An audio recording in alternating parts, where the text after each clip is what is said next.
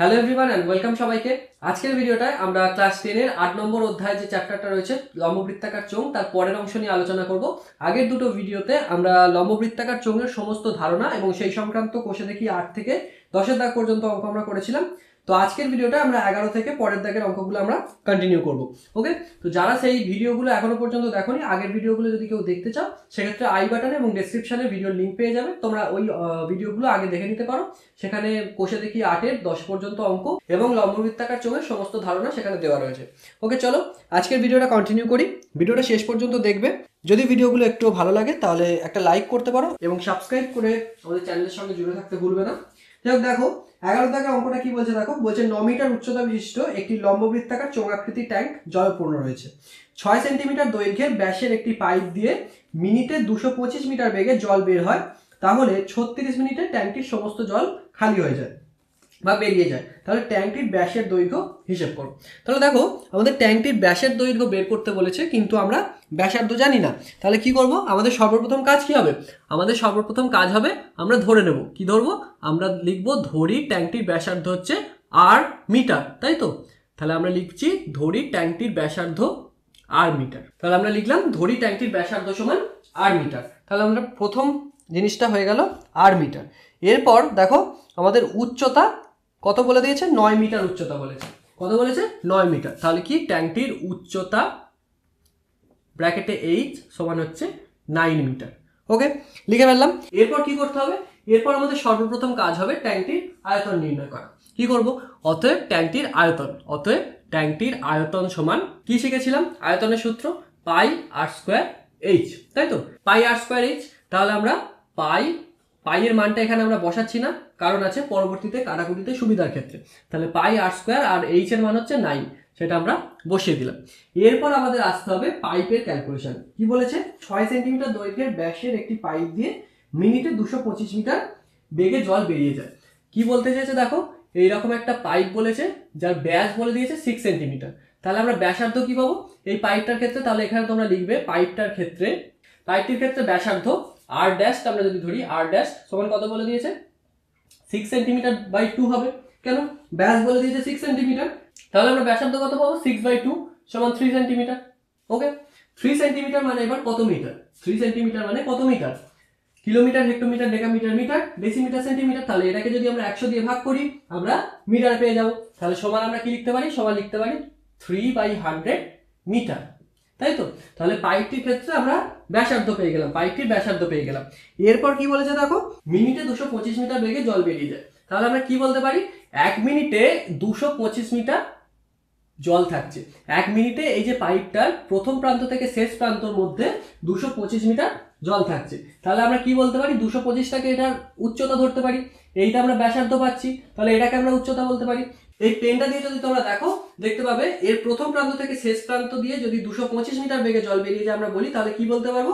এখান থেকে এই প্রান্ত পর্যন্ত এর যে দৈর্ঘ্য সেটা হচ্ছে 225 মিটার, তাই তো? তাহলে 225 মিটারটা কি এই পেনের ক্ষেত্রে আমরা উচ্চতা ধরতে পারি। তাহলে পাইপটির উচ্চতা, দ্বিতীয় ক্ষেত্রে কি পাইপটির ক্ষেত্রে উচ্চতা ব্র্যাকেটে আমরা এইচ ড্যাশ ধরতে পারি সমান কি?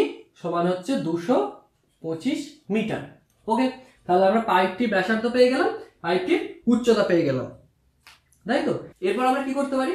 এরপর আমরা পাইপটি দিয়ে 1 মিনিটে জল বের হয় তার আয়তন এবং তারপর 36 মিনিটে বলে দিয়েছে, তাহলে 36 মিনিটে কতটা জল বেরিয়ে যায় তার আয়তন নির্ণয় করব।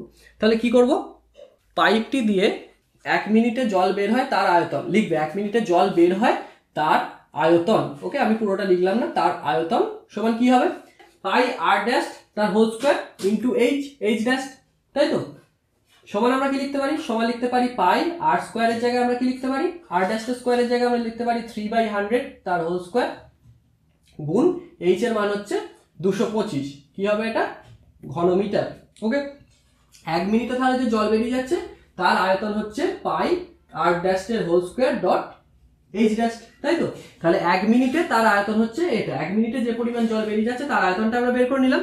এরপর কি বলেছে দেখো, 36 মিনিটে জল বেরিয়ে যায়।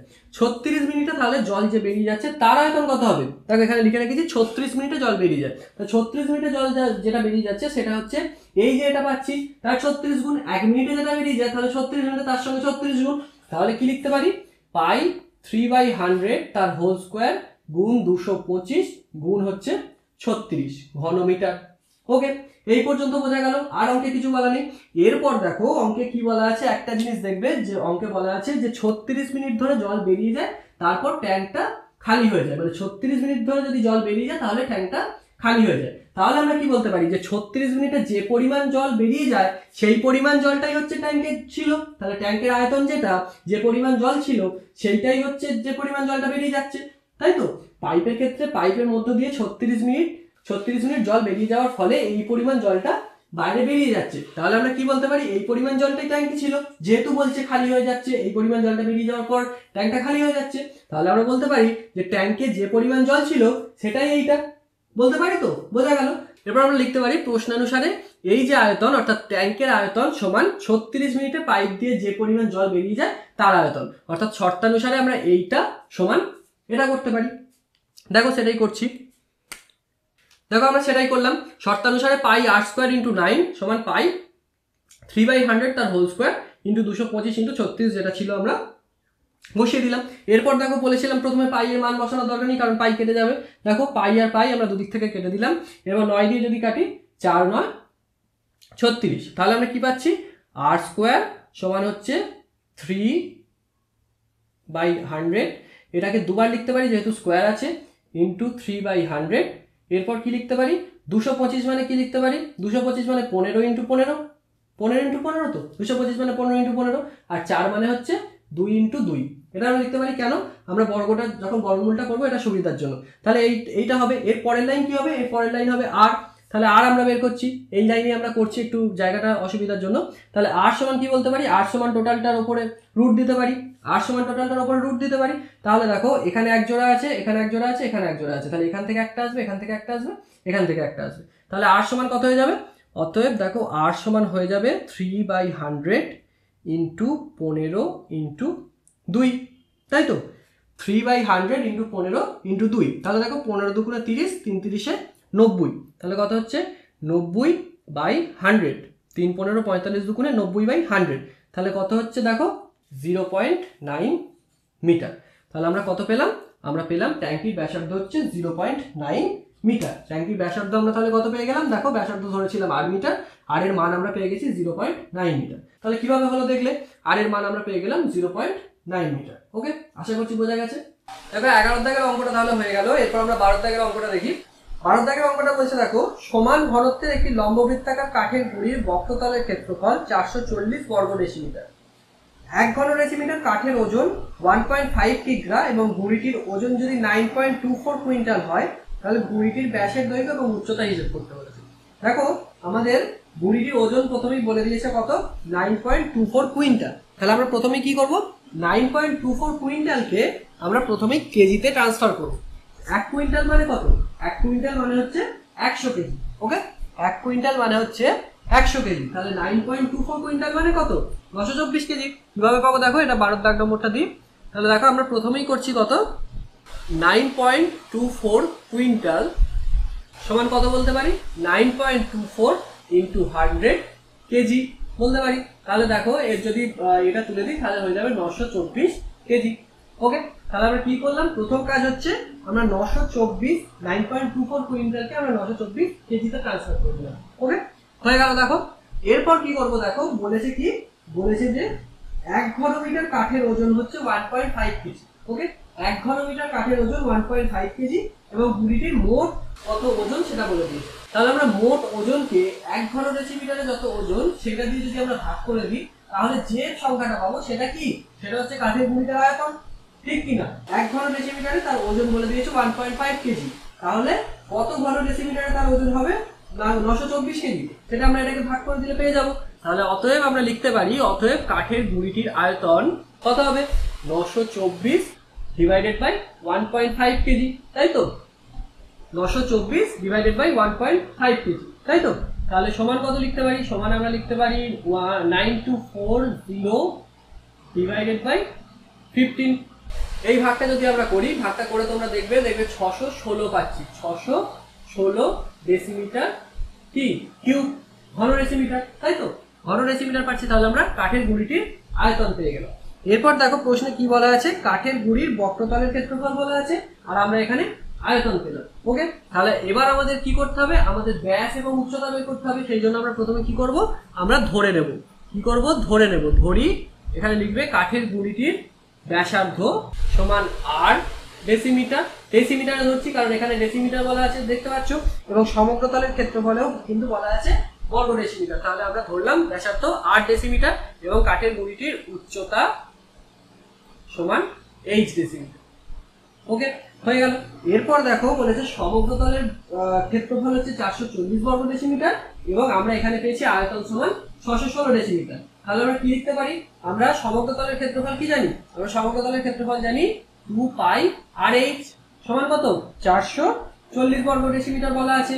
সমগ্রতলের ক্ষেত্রফলের সংজ্ঞা এটাই হয়তো, সমগ্রতলের ক্ষেত্রফলের ফর্মুলা এটাই হয়তো, এবং প্রশ্নে বলা আছে 440 বর্গ মিটার। তাহলে এইটাকে আমরা 1 নম্বর দিতে পারি, সরি 440 বর্গ ডেসিমিটার, এটাকে আমরা 1 নম্বর দিতে পারি। এরপর দেখো আয়তন পেয়েছি কত, 616 বর্গ ডেসিমিটার। তাহলে এটাকে আমরা কি বলতে পারি, পাই আর স্কয়ার h, তাই তো, পাই আর স্কয়ার h আয়তনের ফর্মুলা সমান কত বলতে পারি, 616 বর্গ ডেসিমিটার। এটা আমরা 2 নম্বর দিতে পারি। এরপর দেখো 2 নম্বর সমীকরণকে যদি আমরা 1 নম্বর সমীকরণ দিয়ে ভাগ করে দিই তাহলে আমরা আর এর মান পেয়ে যাবো, পাবো তো। তাহলে কি করব, আমরা সিম্পল করব। দেখো 2 নম্বর সমীকরণকে 1 নম্বর সমীকরণ দিয়ে ভাগ করে পাই। ওকে, এটা লিখে ফেললাম। এবার দেখো 2 নম্বর সমীকরণ মানে কি, pi r square h divided by 2 pi r h সমান 616 divided by 440। Okay, pi pi r square r কাটলে উপরে একটা 8 থাকবে, h আর h কেটে দাও। এবার 2 দিয়ে যদি কাটো দেখতে পাবে 220 হচ্ছে। এরপর 11 দিয়ে কাটাকুটি করতে পারো, 11 দিয়ে কাটলে হচ্ছে 11 দুগুণে 22 20, 6 11 66, সরি 5 11 55 আর 6 11 66, তাহলে 56/20 হয়ে যাচ্ছে। এরপর আবার যদি কাটি 28 ডিভাইডেড বাই 10। অতএব আমরা কি বলতে পারি, অতএব r সমান 28/10 সমান কত, 2.8 ডেসিমিটার। তাহলে আমরা আর এর মানটা পেয়ে গেলাম, অর্থাৎ এর ব্যাসার্ধ পেয়ে গেলাম। অতএব কি বলতে পারি, অতএব 2r সমান 2.8 ইন্টু 2 সমান 5.6 ডেসিমিটার। তাহলে আমরা কাঠের গুঁড়িটির ব্যাস বের করতে বলেছে তো, হ্যাঁ ব্যাস বের করতে বলেছে। তাহলে আমরা 2r কাঠের গুঁড়িটির আমরা ব্যাস পেয়ে গেলাম 5.6 ডেসিমিটার। এরপর দেখো আর এর যে মানটা পেয়েছি আমরা 2.8 ডেসিমিটার, এইটা যদি আমরা 1 নম্বর ফর্মুলায় পুট করে দিই, বা 2 নম্বর, আমরা 1 নম্বরে করবো। 1 নম্বর ফর্মুলায় যদি আমরা পুট করে দিই তাহলে আমরা পাই এর মান জানি এবং আর এর মানটা যদি বসিয়ে দিই আমরা h এর মান পেয়ে যাবো। তাহলে কি লিখবো, 2 ইন্টু পাই এর মানটা বসিয়ে দিচ্ছি, দেখো 22/7 ইন্টু আর এর মান কত পেয়েছি 2.8 ইন্টু h সমান হচ্ছে 440। ওকে, বসিয়ে দিলাম। এরপর দেখো 22 দিয়ে ডাইরেক্ট কাটাকুটি করে দিচ্ছি, 22 দুগুণে 44 হয়, তাহলে এখানে পেলাম 20, তাই তো। এবার দেখো যদি পয়েন্টটা তুলি নিচে একটা 10 পাবো। এবার 7 দিয়ে 28 কে কাটাকুটি করলে 4 7 28। ওকে, এটা পেলাম তো। তাহলে এরপর দেখো আবার 4 দিয়ে এটা যদি কাটাকুটি করি 4 5 20। ওকে, তাহলে এরপর দেখো এখানে 10টাকে আমরা 2 দিয়ে কাটতে পারি, তাহলে পাচ্ছি 5। অতএব h সমান কত পাচ্ছি, 5 ইন্টু 5 সমান 25। অতএব উচ্চতা সমান কত, উচ্চতা সমান 25 ডেসিমিটার। তাহলে আমরা উচ্চতা সমান কত পেলাম, 25 ডেসিমিটার। তাহলে দেখলে কত সহজে অঙ্কটা করা যায়। এখানে একটা জিনিস তোমাদের লিখতে হবে, সেটা হচ্ছে 1 নম্বর সমীকরণে আর এর মান বসিয়ে পাই, এই কথাটা তোমাদের লিখতে হবে, আর এর মান বসিয়ে পাই। ওকে, এই কথাটা তোমাদের লিখতে হবে, আমি মিস করে গেছিলাম। ওকে, তাহলে 12 থেকে অঙ্কটা আমাদের হয়ে গেল। এবার পরের অঙ্কটা দেখি 13টা। বলছে দেখো 2 মুখ খোলা একটি লম্ববৃত্তাকার লোহার পাইপের মুখের বহির্ব্যাসের দৈর্ঘ্য 30 সেন্টিমিটার এবং অন্তর্ব্যাসের দৈর্ঘ্য 26 সেন্টিমিটার এবং পাইপটির দৈর্ঘ্য বা যেটা হচ্ছে উচ্চতা 14.7 মিটার। প্রতি বর্গ ডেসিমিটার 2 টাকা 25 পয়সা হিসেবে ওই পাইপটির সমগ্র তলে আলকাতরা মাখাতে বা প্রলেপ দিতে কত টাকা খরচ হবে হিসাব করি। দেখো এগুলো বলে দিয়েছে, ঠিক আছে। আলটিমেটলি আমাদের কি নির্ণয় করতে হবে, এটা আমাদের বুঝতে হবে। আলটিমেটলি আমাদের সমগ্র তলের ক্ষেত্রফল বের করতে হবে, তাই তো। দেখো এটা যদি একটা আমরা ফাঁপা চোঙ বা একটা যদি লোহার পাইপ যদি এটাকে আমরা হিসেবে কল্পনা করি, তাহলে এটাকে যদি আমরা আলকাতরা মাখাতে চাই তাহলে আমাদের কি হবে, সমগ্র তল পুরো এই তলটাকে মাখাতে হবে। তারপর এটা যেহেতু নিরেট সেহেতু এই দিকটা এবং এদিকটা দুটোই হচ্ছে সম্পূর্ণ বা নিরেট। কিন্তু যদি ফাঁপা হতো তাহলে ভেতরটা ফাঁকা থাকতো, তাহলে আমাদের সমগ্র তলের ক্ষেত্রফল বের করতে হতো, ভেতরেও একটা প্রলেপ দিতে হতো এবং বাইরেও প্রলেপ দিতে হতো, তাহলে আলটিমেটলি আমাদের সমগ্র তলের ক্ষেত্রফল বের করতে হচ্ছে। ওকে, এরপর আমরা লিখে নিই। দেখো আমাদের কি বলেছে, লোহার পাইপটির বহির্ব্যাস বলে দিয়েছে এবং অন্তর্ব্যাস বলে দিয়েছে আর উচ্চতা বলে দিয়েছে। তাহলে আমরা প্রথমেই দেখো লিখে রেখেছি একটা লাইন, লোহার পাইপটির বহির্ব্যাসার্ধ। তাহলে আমরা প্রথমে কি করব, ক্যাপিটাল আর বা বহির্ব্যাসার্ধ আমরা বের করে নেব, যেটা বলা আছে 30 সেন্টিমিটার বহির্ব্যাস বলা আছে। সেটাকে আমরা যদি 2 দিয়ে ভাগ করে দিই আমরা বহির্ব্যাসার্ধ পেয়ে যাবো, 30/2 সেন্টিমিটার পেয়ে যাবো। কিন্তু এটাকে আমাদের ডেসিমিটারে বের করতে হবে, কারণ কি বলেছে, প্রতি বর্গ ডেসিমিটার 2 টাকা 25 পয়সা হিসেবে প্রলেপ দিতে খরচ হয়। তাহলে আমরা এটাকে যদি ডেসিমিটারে কনভার্ট করি কি হবে, 15 সেন্টিমিটার হয়ে যাবে, 15 সেন্টিমিটার, এবং এটাকে যদি 10 দিয়ে ভাগ করে দিই তাহলে ডেসিমিটার হয়ে যাবে, তাহলে 15/10 ডেসিমিটার। তাহলে এরপর দেখো লোহার পাইপটির যদি অন্তর্ব্যাসার্ধ আমরা বের করি, অন্তর্ব্যাসার্ধ বা স্মল আর সমান কত হবে, কত বলে দিয়েছে, 26 বলে দিয়েছে ব্যাস। তাহলে 26/2 সেন্টিমিটার সমান হচ্ছে কত হবে, 13/10 ডেসিমিটার। ওকে, এই দুটো হয়ে গেল। এরপর আমরা এটাকে পয়েন্ট তুলে তোমরা এইভাবে করতে পারো, 1.5 এবং 1.3ও করে নিতে পারো, আমরা তুললাম না। ওকে, তাহলে এই অবধি আমরা পেয়ে গেলাম। এরপর দেখো উচ্চতা কত বলেছে, উচ্চতা বলে দিয়েছে 14.7 মিটার, তাই তো। তাহলে লোহার পাইপটির দৈর্ঘ্য যেটা সেটাই হচ্ছে উচ্চতা। তাহলে আমরা লিখতে পারি উচ্চতা বা এইচ সমান কত বলেছে, 14.7 মিটার, 14.7 মিটার। এবার 14.7 মিটারকে আমরা যদি ডেসিমিটারে কনভার্ট করি কি করতে হবে, 10 দিয়ে গুণ করতে হবে অবভিয়াসলি। তাহলে 14.7 গুণ 10, তাহলে এইটা যদি তুলে দিই এটা হচ্ছে 10 নিচে বসবে, তাহলে 10 কেটে দিতে পারি, 147 ডেসিমিটার। তাহলে আমরা উচ্চতা পেয়ে গেলাম, বহির্ব্যাসার্ধ পেয়ে গেলাম এবং অন্তর্ব্যাসার্ধ পেয়ে গেলাম। এরপর আমরা কি বের করবো, আমরা ফাঁপা চোঙের ক্ষেত্রে ফর্মুলা জানি, ফাঁপা চোঙের ক্ষেত্রে সমগ্র তলের ফর্মুলা কি হয়, সমগ্র তলের ক্ষেত্রফল, সেটাই বসাবো। অতএব লোহার পাইপটির সমগ্র তলের ক্ষেত্রফল আমরা নির্ণয় করব, সমগ্র তলের ক্ষেত্রফল। সমগ্র তলের ক্ষেত্রফল সমান ফর্মুলা আমরা কি জানি, ফর্মুলা আমরা জানি 2 pi into capital r plus small r into h plus capital r minus small r. এটা জানি তো, দেখবে তোমরা আগের দিনের ভিডিওটা লক্ষ্য করে দেখবে, আমরা ফর্মুলা করেছিলাম 2 pi into capital r plus small r into কি h plus capital r minus small r. ক্ষেত্রফলের এবার একক কি হয়ে যাবে, ডেসিমিটারের বর্গ বা বর্গ ডেসিমিটার, তাই তো। তাহলে এরপর মানগুলো আমরা বসিয়ে দিই, 2 পাই এর মান কত, 2 ইন্টু 22/7 বসিয়ে দিলাম। ক্যাপিটাল আর কত, দেখো ক্যাপিটাল আর হচ্ছে 15, বা এটাকে আমরা দশমিকে প্রকাশ করিনি, 1.5, আর এটা হচ্ছে 1.3 ডেসিমিটার। ওকে, হয়ে গেল। তাহলে আমরা আর এর মান কত পাচ্ছি, 1.5, স্মল আর হচ্ছে 1.3, আর এইচ এর মান আমরা পাচ্ছি 147 প্লাস 1.5 মাইনাস 1.3, এটা পেলাম। তাহলে এবার আমরা এটাকে ক্যালকুলেট করি, 2 ইন্টু 22/7 ইন্টু এটা হয়ে যাবে কত, 112.2.8, তাই তো, গুণ 147, আর এটা হচ্ছে যদি বিয়োগ করি কত হবে, 0.2 হবে, তাহলে হচ্ছে 47.2, তাই তো, হয়ে গেল। এরপর এটা যদি আমরা দশমিকটা তুলে দিই, বাই 10 হয়ে যাবে, 7 দিয়ে কাটাকুটি করলে 4 7 28, আবার এটাও যদি দশমিকটা তুলে দিই নিচে আরও একটা 10 হয়ে যাবে, তাই তো। তাহলে উপরে কত পাচ্ছি, 2 into 22 into 4 into 1472 divided by 100। এবার এই গুণটা যদি তোমরা করো, 2592 ডিভাইডেড বাই 100, এই গুণটা যদি করো তোমরা এটা পাবে, আমি আগে থাকতে করে রেখেছিলাম। যাই হোক, এবার যদি দশমিকে প্রকাশ করো কত পাবে, দশমিকে প্রকাশ করলে, আচ্ছা নিচেই করি, দশমিকে প্রকাশ করলে পাবে 2597 বর্গ ডেসিমিটার বা ডেসিমিটার স্কোয়ার। তাহলে আমরা সমগ্র তলের ক্ষেত্রফল বের করে নিলাম। এরপর কি বলা আছে দেখো অঙ্কে, এরপর বলা রয়েছে যে প্রতি বর্গ ডেসিমিটারে 2.25 টাকা করে প্রলেপ দিতে খরচ হয়। তাহলে প্রতি বর্গ ডেসিমিটারে 2.25 টাকা খরচা হয়, তাহলে এত বর্গ ডেসিমিটারে কত খরচা হবে। তাহলে এদিকে করছি আমরা, দেখো অতএব তোমরা লিখবে আলকাতরার প্রলেপ দিতে, পুরোটা লিখবে আলকাতরার প্রলেপ দিতে খরচ হবে সমান কত, প্রতি বর্গ ডেসিমিটারে খরচ হয় কত, 2.25 টাকা, তাই তো। তাহলে প্রতি বর্গ ডেসিমিটারে 2.25 টাকা খরচ হয়, এত বর্গ ডেসিমিটারে কত খরচ হবে, এটার সঙ্গে যদি আমরা 2.25 গুণ করে দিই তাহলে পেয়ে যাবো। তাহলে লিখবে আলকাতরার প্রলেপ দিতে খরচ হয় সমান 259.72 গুণ 2.25 টাকা। এবার এই গুণটা করো, গুণটা করলে উত্তর চলে আসবে। গুণটা আমি আগে থাকতে করে রেখেছি, এখানে করতে গেলে অনেক সময় লেগে যাবে। গুণটা করলে হয়ে যাবে তোমার 584.37 টাকা। ওকে, এই গুণটা তোমরা নিজেরা করবে, করলে এই উত্তরটা পেয়ে যাবে। তাহলে আলকাতরার প্রলেপ দিতে কত টাকা খরচা হচ্ছে, সমগ্রতলের ক্ষেত্রফল বের করে নিলাম। সমগ্রতলের ক্ষেত্রফলে অর্থাৎ লোহার পাইপটার বাইরের এবং ভিতরের সমগ্র তলে আলকাতরার প্রলেপ দিতে খরচ হচ্ছে 584.37 টাকা, তাই তো। তাহলে আমাদের কি বেরিয়ে গেল, আমরা সমগ্র তলের ক্ষেত্রফল প্রথমে বের করে নিলাম, কারণ আলকাতরা মাখাবো, তাহলে সমগ্র তলটা আমাদের বের করতে হবে। সমগ্র তলের ক্ষেত্রফল বের করে নিলাম এবং 1 বর্গ ডেসিমিটারে 2.25 টাকা খরচা, তাহলে এত বর্গ ডেসিমিটার কত হবে পেয়ে গেলাম। ওকে, খুব সহজ অঙ্কটা, এইভাবে করতে পারো, তাহলে আমাদের 13 দাগের অঙ্কটা হয়ে গেল, তাই তো। এবার তাহলে আমরা 14 অঙ্কটা দেখি।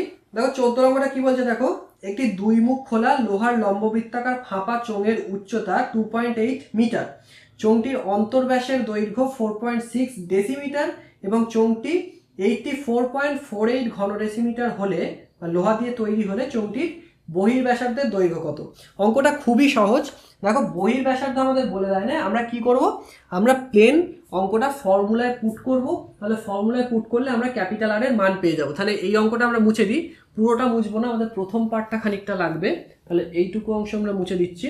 দেখো কি বলেছে, লোহার চোঙটির অন্তর্ব্যাসার্ধ প্রথমে বলে দিয়েছে। লোহার চোঙটির আমরা লিখছি, লোহার চোঙটির বহির্ব্যাসার্ধ আমরা জানি না, আর লিখলাম ব্র্যাকেটে ধরি লিখে দিলাম। ওকে, আর ধরি, আর ডেসিমিটার, সরি এখানে একটা লিখতে হবে ডেসিমিটার, আর ডেসিমিটার ধরি। ওকে, লোহার চোঙটির বহির্ব্যাসার্ধ আর ডেসিমিটার আমরা ধরে নিলাম। লোহার চোঙটির অন্তর্ব্যাসার্ধ কত বলে দিয়েছে, দেখো অন্তর্ব্যাসের দৈর্ঘ্য বলে দিয়েছে, দেখো 4.6 ডেসিমিটার। 4.6 ডেসিমিটারকে আমরা যদি 2 দিয়ে ভাগ করে দিই, আমরা পেয়ে যাব হচ্ছে অন্তর্ব্যাসার্ধ। তাহলে কত হয়ে যাবে, 2.3 ডেসিমিটার। এটা কিন্তু ডেসিমিটারই বলা ছিল। আর উচ্চতা কত বলে দিয়েছে, দেখো উচ্চতা বলেছে 2.8 মিটার বলেছে, কিন্তু 2.8 মিটার। 2.8 থেকে আমরা যদি ডেসিমিটারে যাই, তাহলে 10 দিয়ে যদি গুণ করে দিই, এখানে দশমিকটা উঠে যাবে শুধু, তাহলে 28 ডেসিমিটার। বোঝা গেল। তাহলে আমরা কি পেলাম, লোহার চোঙটির বহির্ব্যাসার্ধ পেলাম, অন্তর্ব্যাসার্ধ পেলাম এবং উচ্চতা পেলাম। ঠিক আছে, এবার কতটা পরিমাণ লোহা দিয়ে তৈরি অর্থাৎ আয়তন বলে দিয়েছে। তাহলে আয়তনের ফর্মুলা কি জানি, আমরা ডাইরেক্ট করে দিচ্ছি অঙ্কটা। কিভাবে দেখো, প্রশ্নানুসারে বা শর্তানুসারে আমরা লিখে নিলাম। এরপর কি দেখো, ফাঁপা চোঙের ক্ষেত্রে আয়তনের ফর্মুলা কি হয়, আমরা বহির্ব্যাসার্ধ ধরে নিয়েছি, অন্তর্ব্যাসার্ধ জানি, উচ্চতা জানি। ওকে, তাহলে ফাঁপা চোঙের ক্ষেত্রে আমাদের আয়তনের ফর্মুলা কি হয়, ফাঁপা চোঙের ক্ষেত্রে আমাদের আয়তনের ফর্মুলা হয়ে যায় pi capital r square h minus pi small r square h. এবার এই আয়তনটাই তোমাদের কত বলে দিয়েছে বইতে, আয়তনটাই দেখো বলে দিয়েছে 84.48 ঘন ডেসিমিটার। এই আয়তনটা বলে দিয়েছে 84.48 ঘন ডেসিমিটার। ওকে, পেয়ে গেলাম। এরপর আমরা মানগুলো পুট করে দিই। দেখো এর মানে আমরা কি করতে পারি, দেখো পাই আর এইচ আমরা কমন নিয়ে নিচ্ছি। পাই এইচ যদি কমন নিয়ে নিই, ভেতরে থাকবে আর square minus small r square সমান 84.48। এবার আমরা মানগুলো বসিয়ে দিই। পাই এর মান কত, 22/7, আর এইচ এর মান হচ্ছে 28 ডেসিমিটার পেয়ে গেছি। আর এর মান আমরা জানি না, ক্যাপিটাল আর এর মান বসিয়ে রাখলাম যেমন আছে তেমন। স্মল আর এর মান হচ্ছে কত 2.3, তাই তো 2.3 তার হোল স্কোয়ার, এটা পেলাম সমান 84.48। ওকে, এবার কাটাকুটি করো, 4 × 7 = 28। এটা যদি আমরা পয়েন্টটা ডাইরেক্ট তুলে দিই, তাহলে কত হয়ে যাবে, এখান থেকে তুলে দিতে পারো, সমান হয়ে যাবে নিচে একটা 100 হয়ে যাবে, তাই তো। 4 দিয়ে কাটাকুটি করলে কত হচ্ছে, দেখো 4 × 2 = 8, 4 × 1 = 4, আবার 4 × 1 = 4, 4 × 2 = 8, এটা হচ্ছে, তাই তো। এবার 22 দিয়ে যদি এটাকে কাটাকুটি করো, তোমরা দেখবে 22 দিয়ে কাটাকুটি করলে তোমরা পেয়ে যাবে 96 পেয়ে যাবে। 22 দিয়ে কাটাকুটি করলে তোমরা এটা পেয়ে যাবে 96, তাই তো।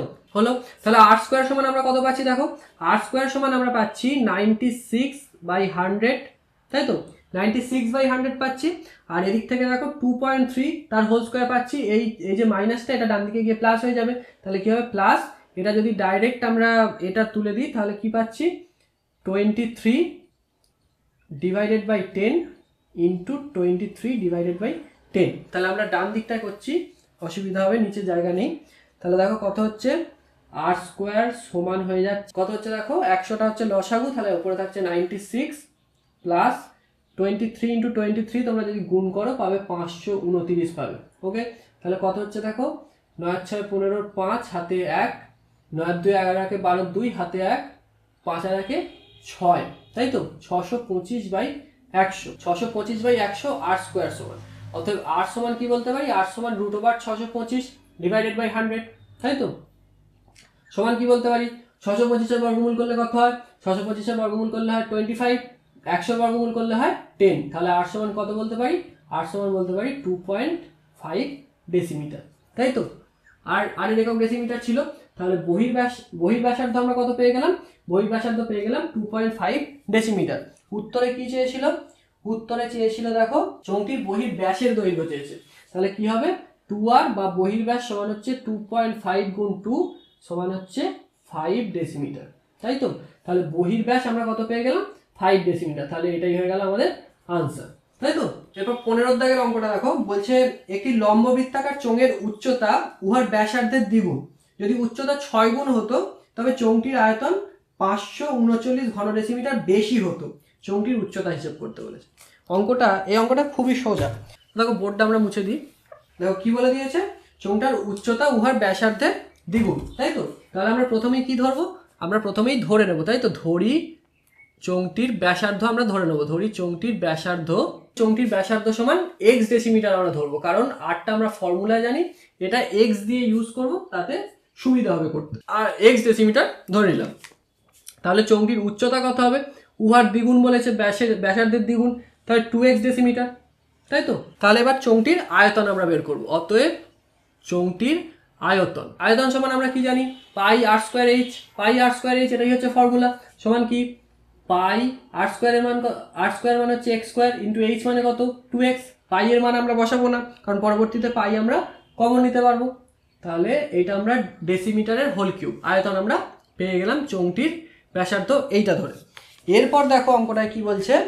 এরপর বলছে যদি উচ্চতা 6 গুণ হতো তাহলে আয়তন এত ঘন ডেসিমিটার বেশি হতো। তাহলে কি বলছে? ব্যাসার্ধটা চেঞ্জ হচ্ছে না, ব্যাসার্ধ যেমন আছে তাই আছে, কিন্তু উচ্চতা যদি 6 গুণ হতো তাহলে কি লিখতে পারি? দ্বিতীয় ক্ষেত্রে লিখতে পারি আমরা। দ্বিতীয় ক্ষেত্রে চোঙটির উচ্চতা সমান কত? 6 গুণ বলেছে, তাহলে 6x ডেসিমিটার, তাই তো? হলো। তাহলে দ্বিতীয় ক্ষেত্রে চোঙটির আয়তন সমান কত হয়ে যাবে? পাই আর স্কোয়ার এইচ। পাই আমরা বসিয়ে রাখলাম, আর স্কোয়ার মানে কত? এক্স স্কোয়ার, তাই তো? আর এইচ এর মানটা তখন কত হয়ে যাবে? 6x ডেসিমিটার, তাই তো? তাহলে আমরা দ্বিতীয় ক্ষেত্রে আয়তন পেয়ে গেলাম এইটা। এরপর প্রশ্নে দেখো কত বলেছে? আয়তন 539 ঘন ডেসিমিটার বেশি হতো, তাই তো?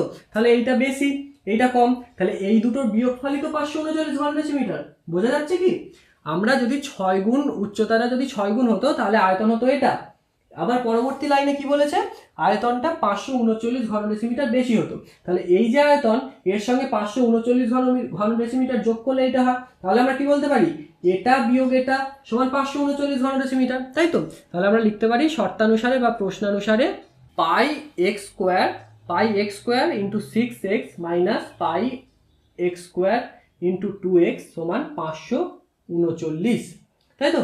এটা আমরা লিখতে পারি। এরপর দেখো আমরা পাই এক্স স্কোয়ার ইন্টু এক্স যদি আমরা কমন নিয়ে নিই, ভেতরে পাচ্ছি 6 মাইনাস 2 সমান 539, তাই তো?